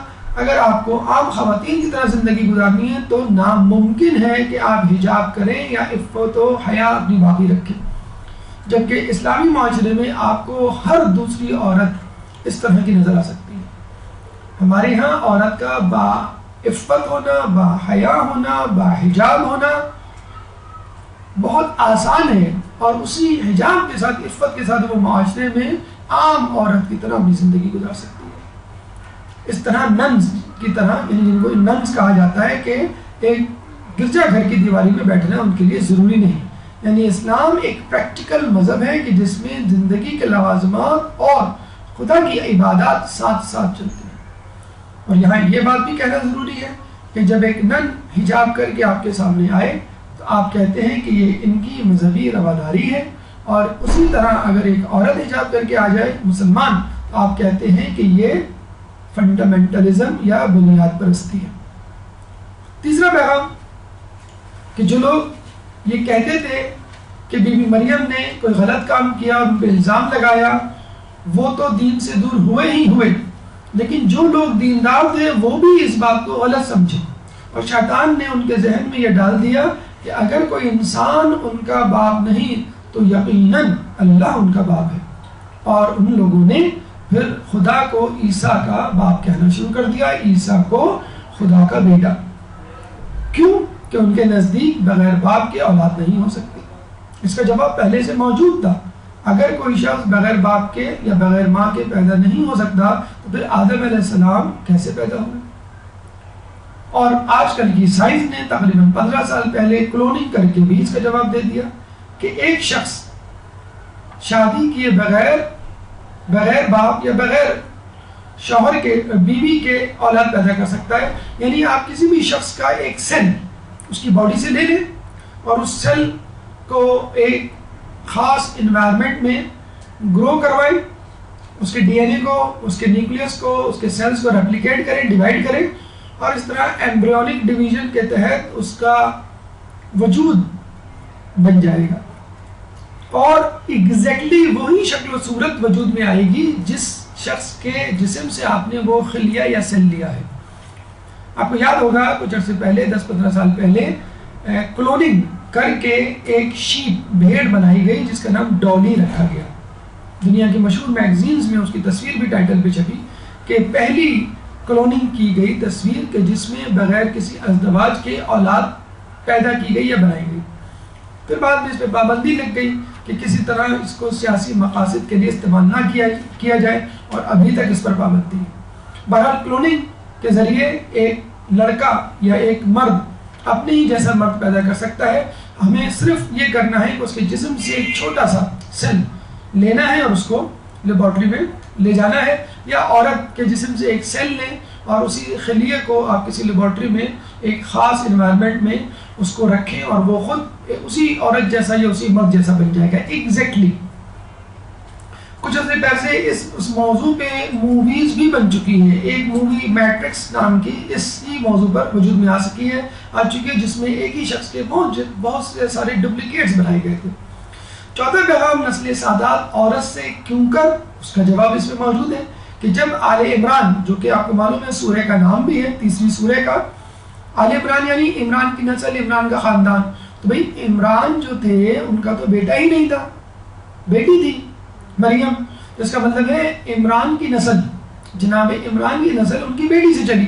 تو جب جناب عمران کی نسل ان کی بیٹی یعنی مریم سے چل سکتی ہے، تو رسول اللہ کی نسل ان کی بیٹی جناب فاطمہ سیدۃ النساء اہل الجنہ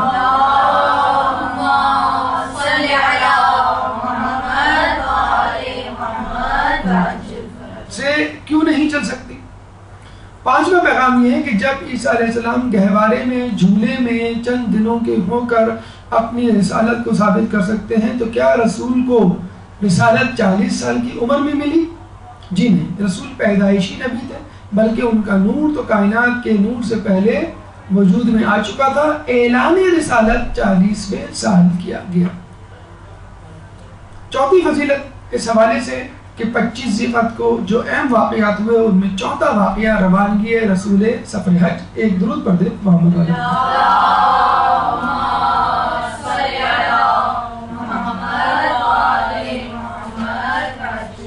ایک روایت کے مطابق 25 ذیقعدہ کو رسول اللہ آخری حج، پہلے اور آخری حج کے لیے روانہ ہوئے۔ ایک سال رسول اللہ کی شہادت سے پہلے حج فرض ہوا اور رسول اللہ نے حج کیا۔ تمام اصحاب کے ساتھ 1,24,000 افراد اس میں شامل تھے، اور آخری حج یوم عرفہ کے مقام پر حجۃ الوداع آخری خطبہ دیا، جس میں اسلام کی تعلیمات کا خلاصہ پیش کیا گیا۔ لیکن جب حج سے واپسی پر آ رہے تھے تو غدیر خم کے مقام پر آیت نازل ہوئی، یا ایھا الرسول بلغ ما انزل الیک من ربک وان لم تفعل فما بلغت رسالتہ، کہ اے اللہ کے رسول جو پیغام تمہیں دیا گیا ہے لوگوں تک پہنچا دو، اگر تم نے ایسا نہ کیا تو گویا رسالت کار ہی انجام نہ دی۔ رسول اللہ نے لوگوں کو رکوایا، اونٹوں کا پالان بنوایا، اس سے اسٹیج تیار کیا اور وہ تاریخی اعلان کیا جو بعد میں خطبہ غدیر خم کے نام سے مشہور ہوا۔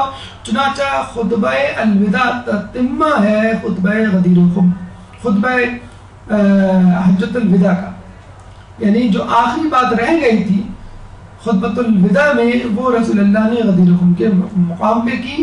اور اگر ایسا نہ ہوتا، یعنی اگر خطبۃ الوداع ادھورا نہ ہوتا، مکمل ہوتا، جیسے لوگ کہتے ہیں کہ خطبۃ الوداع جو ہے وہ مکمل خطبہ اسلامی تعلیمات کا خلاصہ ہے، تو یہ آیت الیوم اکملت لکم دینکم کہ آج کے دن ہم نے تمہارا دین مکمل کر دیا، یہ آیت اسی وقت نازل ہونی چاہیے تھی، لیکن یہ آیت اس وقت نازل نہیں ہوئی۔ آیت نازل ہوئی اعلان ولایت علی، خلافت علی، جانشین علی اور وصایت علی کے اعلان کے بعد۔ تو یہ بہت اہم ہے کہ رسول اللہ اسی تاریخ کو روانہ ہوئے اور آخر میں واپسی پر اعلان ولایت کیا۔ پانچویں فضیلت اس حوالے سے ظہور امام زمانہ عجل اللہ تعالی اجل۔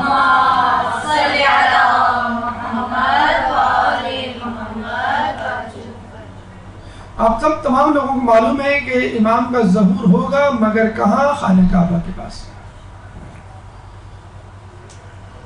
باب کعبہ کے پاس، ملتزم کے پاس، اور یہ وہی جگہ ہے جہاں 25 ذی القعدہ کو زمین بچھانے کا سلسلہ شروع ہوا، اور جہاں سے زمین بچھی اب وہیں سے عدل شروع ہوگا۔ اور کچھ لوگ کہتے ہیں کہ امام وہیں ظہور کریں گے جہاں پہ سب سے زیادہ ظلم ہوتا ہے یا جو ظلم کا مرکز ہے، اور اس کے بعد ان کا عدل وہاں سے شروع ہو کر مرکز اسلام سے پوری دنیا میں پھیل جائے گا۔ تو ظہور امام زمانہ اور ذهب الارض میں بظاہر تو کوئی نسبت نظر نہیں آتی، لیکن جب ہم یہ دیکھتے ہیں کہ امام زمانہ وہیں ظہور کریں گے اور وہیں سے ابتدا ہوگی عدل کی جہاں سے زمین کو بچھانے کی ابتدا ہوئی، تو پھر ہمیں ایک نسبت نظر آتی ہے۔ ذهب الارض امام زمانہ کے ظہور اور خود عیسیٰ علیہ السلام کی پیدائش میں کیا تعلق یا نسبت ہے؟ تو ہم یہ کہیں گے جب امام زمانہ نماز پڑھائیں گے یا لشکر کی امیری کریں گے، امارت کریں گے، تو ان کے پیچھے پیچھے حضرت عیسیٰ علیہ السلام ہوں گے، اور عیسیٰ علیہ السلام سے زیادہ کون منتظر مہدی ہوگا؟ آسمانوں میں صحیح، لیکن وہاں بھی ہماری طرح بیتاب ہیں، منتظر ہیں امام زمانہ کے ظہور کے لیے۔ جب اتنا اہم دن ہو، اتنے اہم واقعات ہوں، ایک خوشی کا دن ہے، ہم کسی کی سالگرہ مناتے ہیں، اپنی سالگرہ مناتے ہیں، ولادت امام مناتے ہیں، تو کتنا خوش ہوتے ہیں۔ تو یہاں تو 2 انبیاء کی ولادت اور خود زمین کی ولادت، تو کتنی بڑی خوشی کا دن ہے۔ عموماً لوگ خوشی کے دن، خوشی کی ساعت میں خدا کو بھول جاتے ہیں، لہو و لعب کو اپناتے ہیں، گناہوں میں محو ہو جاتے ہیں۔ ویکینڈز اور چاند راتیں اس کی گواہ ہیں، لیکن یہ مغربی ثقافت ہے۔ اسلامی ثقافت یہ ہے کہ جب کوئی خوشی ملے تو سجدہ شکر میں گر جاؤ، جب کوئی اچھا وقت آئے تو مزید عبادت کرو۔ عید الفطر خوشی کا دن ہے، نماز میں تخفیف نہیں ہوتی بلکہ زیادتی ہو جاتی ہے کہ 5 نمازیں تو پڑھنی ہے، 2 رکعت اضافی پڑھنی ہے، وہ بھی شہر سے دور میدان میں۔ عید الاضحیٰ اضافی عبادت، 2 رکعت نماز پڑھنی ہے۔ اتفاق سے دونوں نمازوں میں سورہ شمس اور سورہ اعلیٰ کا تذکرہ، ابھی ایک نماز انشاءاللہ آپ کے سامنے پیش کی جائے گی، اس میں بھی سورہ شمس۔ اعمال ذهب الارض، پہلا عمل غسل، رات ہی میں انجام دے لیجئے یا دن میں انجام دے لیجئے، بہرحال یوم ذهب الارض میں غسل ایک مستحب ہے، یعنی آپ کی عبادت اور دن کی ابتدا غسل سے ہو۔ نمبر 2 روزہ، جس کے بارے میں کہا جاتا ہے 60 مہینوں کے روزوں کا ثواب۔ ایک اور جگہ آیا ہے 70 سال کے روزوں کا ثواب۔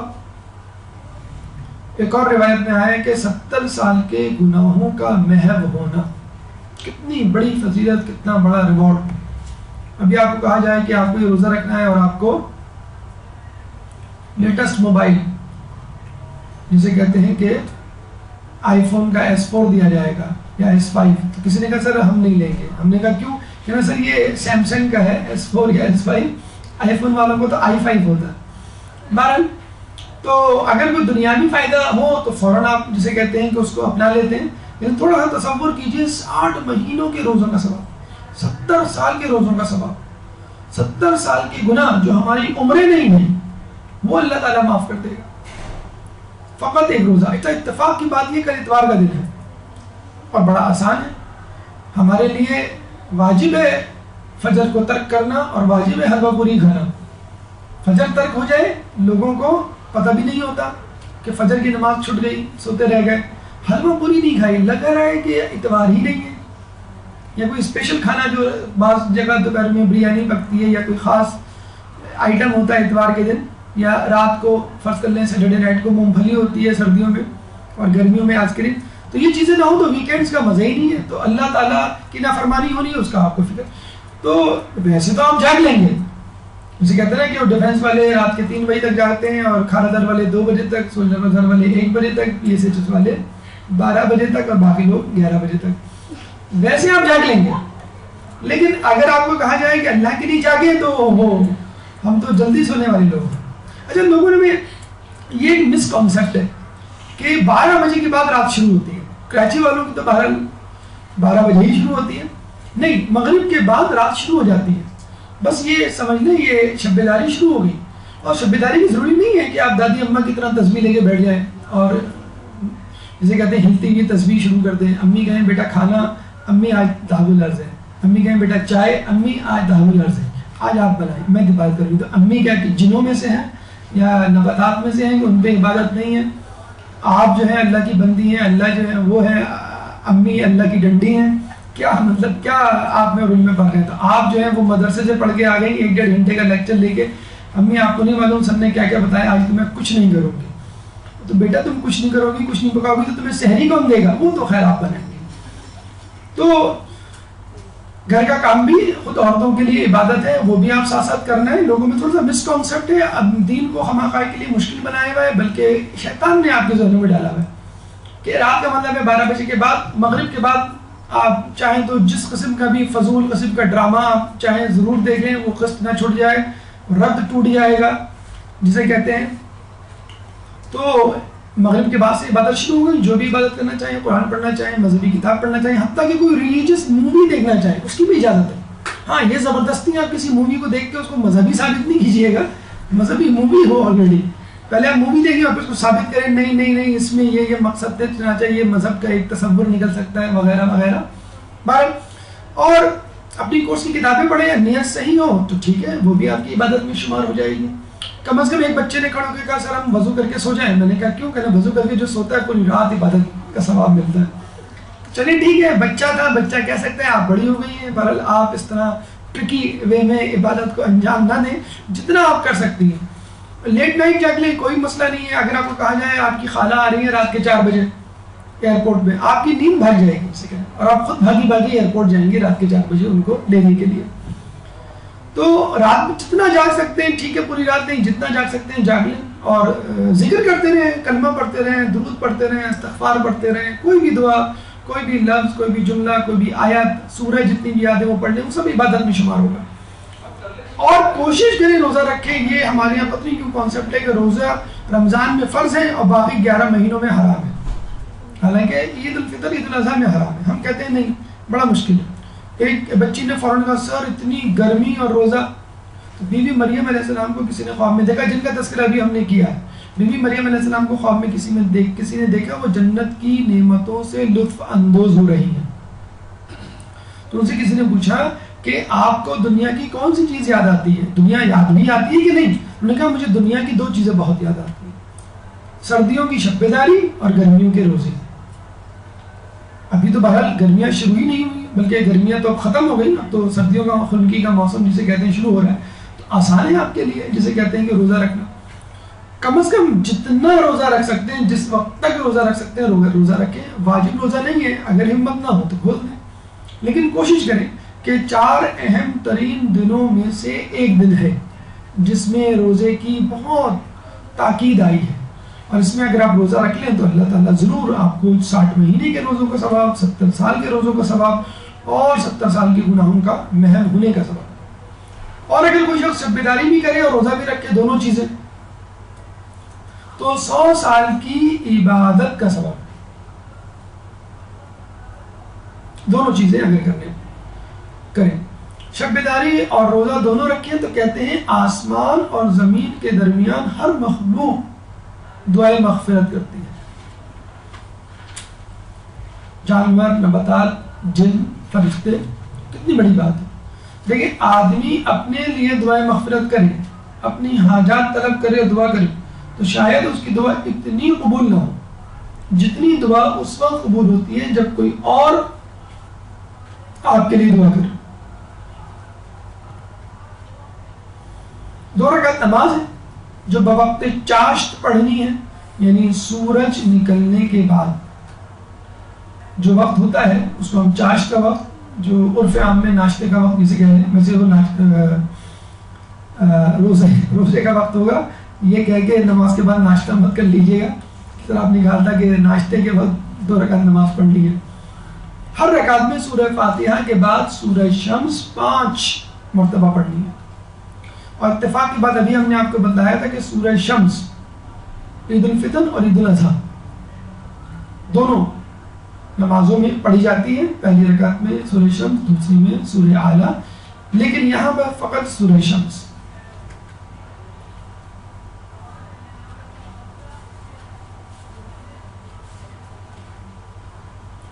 سورہ شمس میں بھی انہی چیزوں کا کم و بیش تذکرہ ہے، والشمس وضحاها والقمر اذا تلاها والنہار اذا جلاها، سورج کی قسم، چاند کی قسم، رات کی قسم، دن کی قسم، اور اس طرح کئی قسمیں کھانے کے بعد 11 قسمیں کے بعد اللہ تعالیٰ اعلان کرتا ہے قد افلح من زکاہا، کہ جس نے اپنا تزکیہ نفس کر لیا وہ کامیاب ہوا۔ کہ دیکھیں اللہ تعالیٰ عید، بقرعید، یوم تحول الارض اور اس طرح دیگر ایام خوشحالی میں انسان کو یاد دلا رہا ہے کہ دیکھو اس خوشی میں، لہو و لعب میں مبتلا نہ ہو جانا اور اپنے اصل ہدف کو اپنے ہاتھ سے نہ چھوڑ بیٹھے۔ چند دعائیں ہیں، 2 دعائیں زیادہ مذکور ہیں، ایک مختصر ہے، ایک قدرے طویل ہے۔ پہلی دعا لا حول ولا قوت الا باللہ العلی العظیم یا مقیل العثرات اقلنی عثرتی یا مجیب الدعوات اجب دعوتی یا سامع الاصوات اسمع صوتی ورحمنی وتجاوز عن سیئتی ومعینی یا ذا الجلال والاکرام۔ مختصر سی 6 جملوں پر مشتمل دعا ہے، یہ آپ کو مفاتی میں مل جائے گی، duas.org ویب سائٹ پر بھی یہ دعا موجود ہے۔ اور دوسری دعا شروع ہوتی ہے اللہم داعی الکعبۃ، اے اللہ کہ جس نے کعبے کے نیچے سے زمین بچھائی، اور اس کا اختتام ہوتا ہے والسلام علیہ ورحمۃ اللہ وبرکاتہ۔ تو یہ دونوں دعائیں اگر آپ پڑھ سکیں تو پڑھیے نماز 2 رکعت کے بعد۔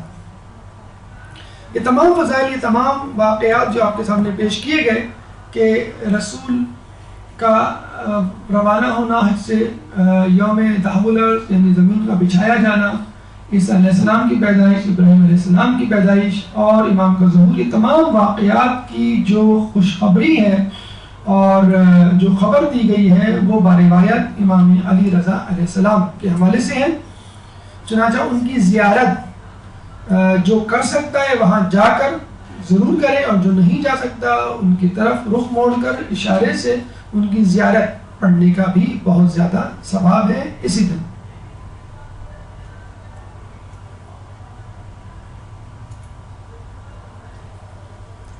یہ 5واں عمل ہے جو آپ کو آج کے دن انجام دینا ہے۔ آخری بات، حرف آخر جو اس حوالے سے ہمیں کرنا ہے کہ دیکھیں مغربی دنیا وقتاً فوقتاً اپنے ایجنڈاز، اپنے اہداف کو حاصل کرنے کے لیے کوشش کرتی ہے کہ اپنے ساتھ لوگوں کو بھی ملا دے تاکہ ان کے کام میں آسانی ہو جائے۔ چنانچہ 22 اپریل کو مغربی دنیا عالمی پیمانے پر ارتھ ڈے مناتی ہے، یوم الارض، جبکہ ہمارے حساب سے یہ یوم الارض 25 ذی القعدہ کو منانا چاہیے، جو کہ زمین کی پیدائش کا دن ہے۔ اس سے بہتر دن کون سا ہو سکتا ہے؟ بہرحال 22 اپریل کو منایا جانے والا یہ دن مغربی ممالک میں یوں مشہور ہے کہ 174 ممالک، تقریباً تمام ممالک اس دن جمع ہوتے ہیں، ان کی تنظیمیں تقریباً 17,000 کے قریب، اور ان کا بس ایک ہی نعرہ ہوتا ہے، دنیا بچاؤ۔ ہمارے یہاں نعرہ ہوتا ہے فلاں گو فلاں کم، وہاں نعرہ ہوتا ہے کہ دنیا بچاؤ۔ کسی طرح دنیا چلی گئی تو سب کچھ جو ہے وہ آپ کے ہاتھ سے چلا جائے گا۔ اور دنیا کو کس طرح بچانا ہے؟ وہ کہتے ہیں کہ دنیا میں مختلف قسم کے خطرات پیدا ہو چکے ہیں جو اس دنیا کو، اس زمین کو ختم کر رہے ہیں، نقصان پہنچا رہے ہیں، اور اگر ان نقصانات کو نہیں روکا گیا تو عنقریب دنیا قیامت سے پہلے ہی ختم ہو چکی ہوگی ہمارے اپنے ہاتھوں۔ جیسے کچھ لوگ ہیں نا، اپنی طبی موت سے پہلے ہی سگریٹ کے ذریعے، تمباکو کے ذریعے، چھالیا کے ذریعے، اوور ایٹنگ کے ذریعے، غلط چیزوں کے کھانے کی وجہ سے اپنی موت کو دعوت دیتے ہیں۔ اس طرح دنیا کو موت کی دعوت ہم خود دے رہے ہیں آلودگی کے ذریعے۔ یہ بھی آپ کو بتا دیں کہ دنیا میں 70 سے 75% آلودگی کا سبب خود امریکہ کی انڈسٹریز ہیں یا صنعتی ممالک کی انڈسٹریز ہیں۔ تیزابی بارش، جو دھواں ان فیکٹریوں، صنعتوں سے اور گاڑیوں سے نکلتا ہے وہ ایسڈ میں تبدیل ہوتا ہے، اوپر جاتا ہے، جب بارش کا پانی اس پہ ملتا ہے تو وہ سلفیورک ایسڈ اور دیگر کاربونک ایسڈ وغیرہ میں تبدیل ہوتا ہے، اور جب بارش ہوتی ہے تو اس بارش میں تیزاب شامل ہوتا ہے، خصوصی طور پہ وہ بارشیں جو شہری علاقوں میں ہوتی ہیں یا ان علاقوں میں جہاں پر صنعتوں کی بھرمار ہے۔ ایک اور اہم چیز ان دھوؤں، ان آلودگی کی وجہ سے جو پیدا ہو رہی ہے وہ ہے اوزون لیئر کی تباہی۔ دنیا اور آسمان کے درمیان ایک غلاف ہے، ایک لیئر ہے اوزون نامی سبسٹنس کا، اور یہ اوزون ایک طرح کی فلٹریشن شیلڈ ہے۔ جیسے آپ اپنے گھر کے اوپر آپ نے دیکھا ہوگا لوگ گرین شیلڈ لگا دیتے کہ جس سے سورج کی روشنائیں چھن کر آتی ہیں۔ اس طرح اوزون لیئر ایک ایسی لیئر ہے کہ جس سے سورج کی شعاعیں چھن کر آتی ہیں، نہ صرف سورج کی حدت اور تبش کی میں کمی کا سبب بنتی ہیں، بلکہ سورج کی شعاعیں اگر اوزون لیئر کے بغیر ڈائریکٹ آپ کے جسم پر پڑے تو کینسر کا سبب بن سکتی ہیں، اور یہ ہو بھی رہا ہے۔ آسٹریلیا میں سب سے زیادہ اوزون کی لیئر غائب ہو چکی ہے، بہت بڑے بڑے چھید اس میں سوراخ نمودار ہو چکے ہیں، اور آسٹریلیا میں اسکن کینسر سب سے زیادہ پایا جا رہا ہے۔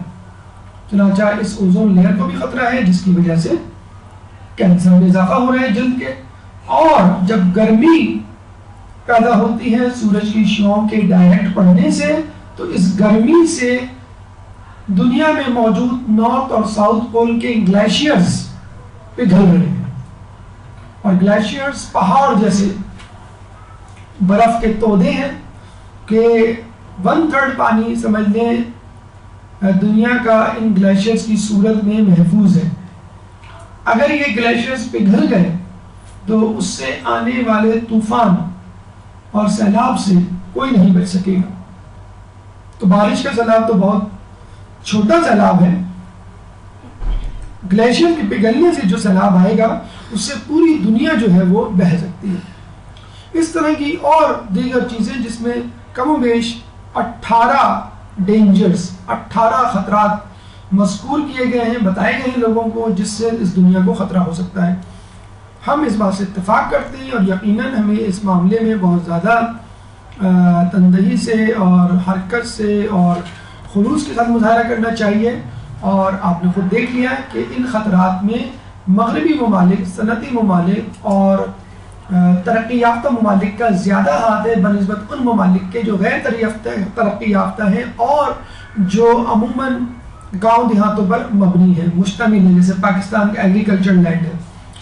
اصل خطرات کی طرف بھی توجہ دینی چاہیے۔ اب تک جو خطرات بتائے گئے وہ فزیکل خطرات ہیں، مادی خطرات ہیں، لیکن اس دنیا کو اسپریچول، روحانی خطرات بھی لاحق ہیں، جو ہیں گناہوں کے خطرات۔ رشوت کے خطرات، بسیار خوری کے خطرات، لالچ کے خطرات، حسد کے خطرات، استعمار کے خطرات، قتل و غارت کی جسے کہتے ہیں کہ خطرات، سیاسی حوالے سے جو دنگل ہر ملک میں ہو رہا ہے اس کی حوالے سے جو خطرات پیدا ہوئے ہیں وہ بہت زیادہ ضروری ہیں بنسبت ان فزیکل ڈیمیج کی وجہ سے، کیونکہ انسان کے اندر خلوص اگر پیدا ہو جائے تو یہ تمام خطرات اور جسے کہتے ہیں اقدامات کرنے کے ساتھ ساتھ ان تمام خطرات سے نمٹا جا سکتا ہے۔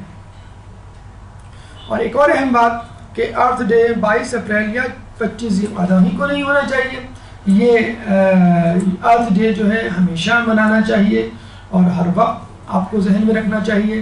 اور جب ہم بات کرتے ہیں کہ دنیا کو بچائیں تو آپ یہ کہیں گے کہ بھئی میں دنیا کو کیسے بچاؤں، میں تو ایک خاتون ہوں یا تو میں ایک مرد ہوں، ایک عام سا انسان ہوں۔ تو بھئی آپ جہاں موجود ہیں وہاں صفائی کریں، آپ جہاں موجود ہیں وہاں چیزوں کو ترتیب سے رکھیں، آپ چاکلیٹ یا چپس کے پیکٹس یا ریپرز کو ادھر ادھر نہ پھینکیں، آپ گھر کا کوڑا جو ہے وہ گلی میں نہ پھینکیں، آپ کسی کو جو ہے وہ تکلیف نہ دیں اپنے کسی عمل سے۔ تو روزانہ کی بنیاد پر اگر آس پاس کی دنیا کو صحت و صفائی کے اصولوں کے مطابق پاک و صاف رکھیں گے تو انشاءاللہ یہ دنیا ان تمام خطرات سے پاک ہو جائے گی۔ یہ تمام گفتگو یوم تحول الارض ارتھ ڈے یا 25 ذی القعدہ کے حوالے سے مکمل ہوئی۔ اس گفتگو سے متعلق آپ کے ذہن میں اگر کوئی سوال ہے تو آپ کر سکتے ہیں۔ قبل سوالات بھرپور سلامات۔